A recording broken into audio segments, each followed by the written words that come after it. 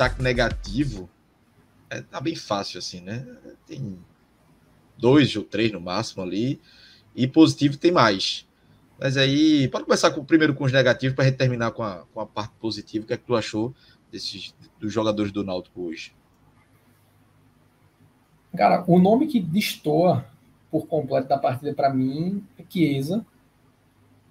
Assim, eu sempre ressalto que eu baseio muito minha análise com base em tanto no desempenho em campo, a despeito de quem seja quem, quanto na expectativa que se tem por performance, tanto baseado em histórico, né, o que esse atleta já entregou ao longo da carreira e o que ele está performando numa média de um recorte mais recente. E Chiesa, no tocante ao recorte recente, ele entregou o que de fato ele vem entregando, que é muito pouco, mas na expectativa que se tem pelo nome é muito abaixo. E para mim está sem função em campo, porque nem é um atleta que jogando na posição que está jogando consegue fazer o trabalho de pivô, e nem é o atleta que tinha a mobilidade que tinha para sair da área, cair pela ponta, o que abria muito espaço na defesa. E eu vejo o uso recorrente dele, né, lógico que em caso de ausência de outras opções ele vai ter que ser utilizado, mas eu vejo a opção recorrente dele como um dano ao time hoje. Eu não acho nem que exista uma alternativa que seja unânime, segura. Mas o Jonathan Jesus chegou, foi contratado para suprir essa lacuna e não teve uma sequência como titular. Hoje talvez tenha sido, foi na minha opinião, na verdade, a partida em que ele teve os melhores minutos com a camisa do Náutico. Foi sempre acionado, né, em contextos de segundo tempo. No jogo da Chapecoense ele entrou quase nos acréscimos e conseguiu deixar Chiesa embaixo da barra na primeira bola que teve. Hoje ele finalizou, hoje ele deu passes que quase deixaram acho que o João Lucas ali na cara do gol. Então, acaba que são dois comentários em um. O Jonathan Jesus é, para mim, um destaque, né, com menos peso, porque entrou no segundo tempo, a partida já estava desenhada, e o Chiesa, o nome mais abaixo para mim. Junto a ele, nessa leitura, eu trago o Pedro Vitor, que não é um jogador que eu tenho expectativa, mas é meio irritante de ver em campo, porque ele tem uma tomada de decisão ruim, né, ele poderia somente ser um jogador sem atributos técnicos. Aí é mais culpa de quem contrata, mas ele tem uma tomada de decisão muito ruim em jogadas simples, né, em situações fáceis de ponderar e executar, mais de ponderar, porque, como eu falei, ele não tem um gesto técnico muito forte, e está suspenso para o próximo jogo, ainda bem, e já perderia essa vaga, ao meu ver, de qualquer jeito, na volta de Giancarlo. Oi, Cláudio.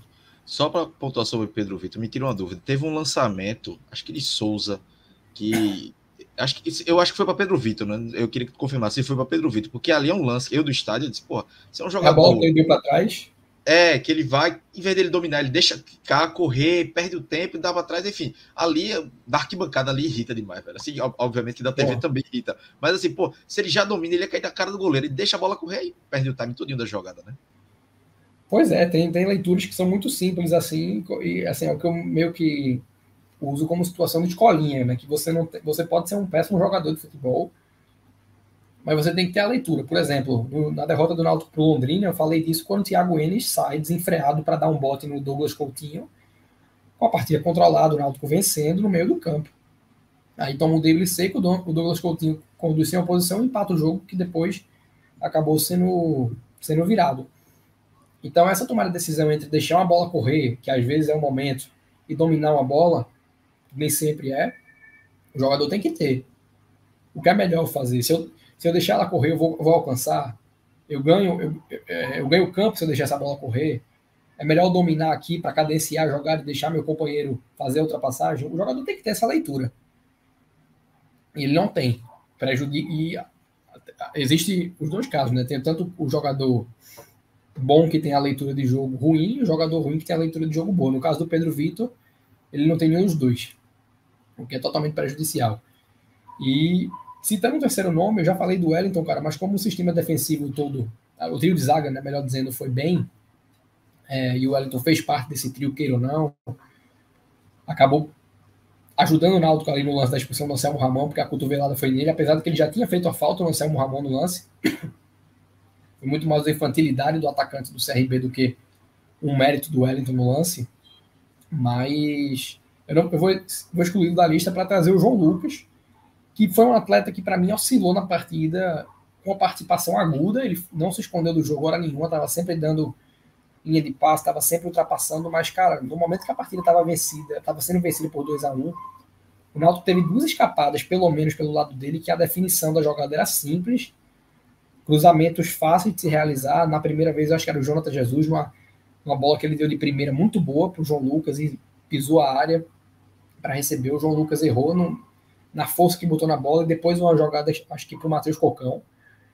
E, assim, é um atleta já com uma bagagem, já tem pelo menos umas 7 Série B nas costas, e não pode estar errando lance simples, sobretudo no momento de definir a partida. Então eu traria ele para essa lista, porque apesar da participação, foi um atleta que, tendo condição técnica para executar bem, pecou em momentos-chave, momentos capitais, que se o Náutico toma o gol naquela bola no fim do jogo, teriam feito uma falta absurda.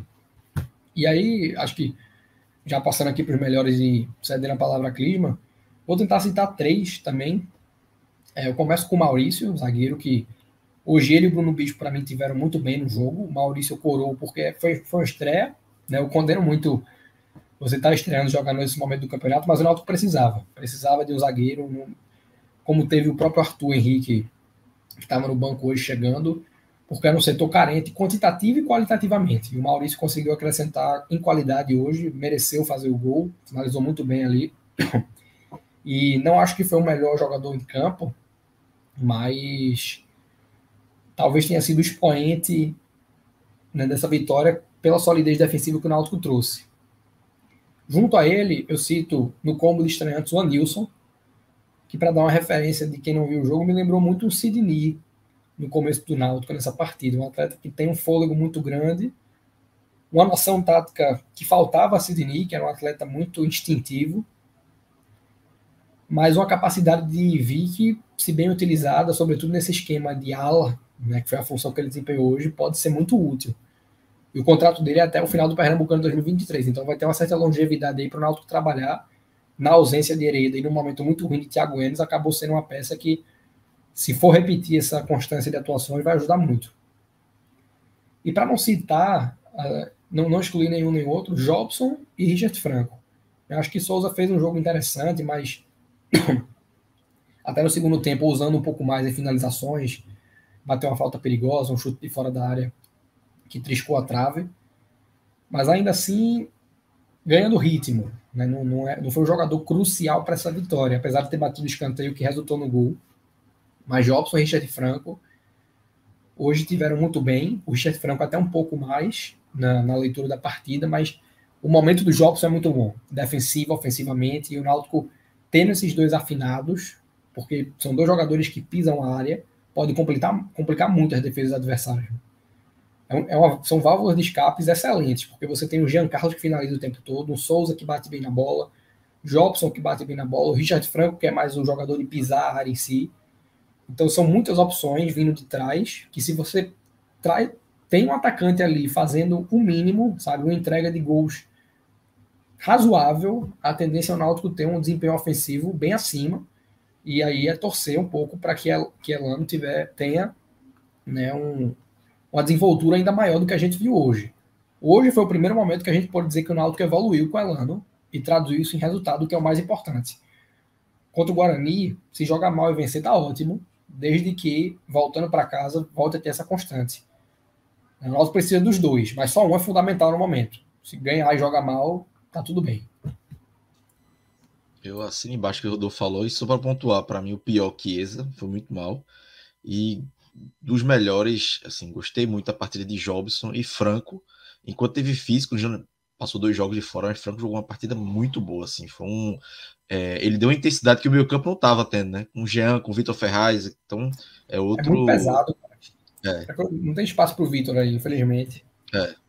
Assim, Jean, como você falou, né? Entra no lugar do Vitor, do Pedro Vitor, mas Vitor Ferraz eu acho que não tem como ele entrar nesse time, não tem como tirar Franco hoje desse time. Então, Jobson, que já vinha assim, Jobson não teve uma partida péssima no Náutico desde que voltou, né? Souza deu uma oscilada, essas 3, 4 partidas, mas Jobson, como primeiro volante, muitas vezes, e fazendo boas partidas, e hoje foi coroado com um gol, já tinha tido contra a Ponte Preta, né? Quase que ele faz um golaço. Mas, Clisman, diga aí seus piores e os melhores do Náutico hoje. Os piores eu fecho aí com vocês, Chiesa, o pior em campo. Realmente A definição que Rodolfo usou encaixa muito bem. Chiesa está basicamente sem função em campo. Se ele não consegue brigar com os zagueiros, não tem mais essa força física para estar ali tentando ganhar uma bola nessa disputa com os zagueiros e aí dar um tapa na frente. Também, por essa parte física, falta essa velocidade a ele, essa dinâmica maior. Então, a bola chega lá, bate e sai, ele tem dificuldade para poder receber em condições para poder fazer o domínio e prender. Então, tá complicado achar esse encaixe para Chiesa e realmente tá na hora de já começar a dar uma chance para titular para Jonatas tentar, né, já que ele entrou nessas condições de final de jogo, ainda tentando recuperar um melhor ritmo, mas já conseguiu dar esse acréscimo ao time, então ele deve já entrar na vaga de Chiesa. Eu coloco Chiesa como o pior do Náutico. Assim, até só para comparar contra o Operário, Chiesa ainda foi muito pior do que eu vi. Para hoje ele conseguiu errar menos, comprometer menos, só que ainda tem isso. Ele compromete demais esse setor ofensivo do Náutico e é algo que é preciso, tem que fazer essa mudança. Pedro Vitor também, a questão dele ter errado muito, a bola chegava nele, aparecia, estava sendo muito buscado nesses lançamentos, essas inversões também aparecendo pelas pontas, mas improdutivo. A bola cai no pé dele, não sabe o que fazer, tenta uma jogada e já telegrafa para o adversário o que é que vai tentar e aí acaba desarmado com facilidade. Enfim, errou muito e se ele conseguisse ter esse mínimo de aproveitamento melhor, o Náutico teria sido mais perigoso na primeira etapa, teria tido um pouco mais de... O time teria sido mais agudo, teria incomodado mais, mesmo com 2-0, mas foi num espaço curto de tempo, mas em questão de outras jogadas,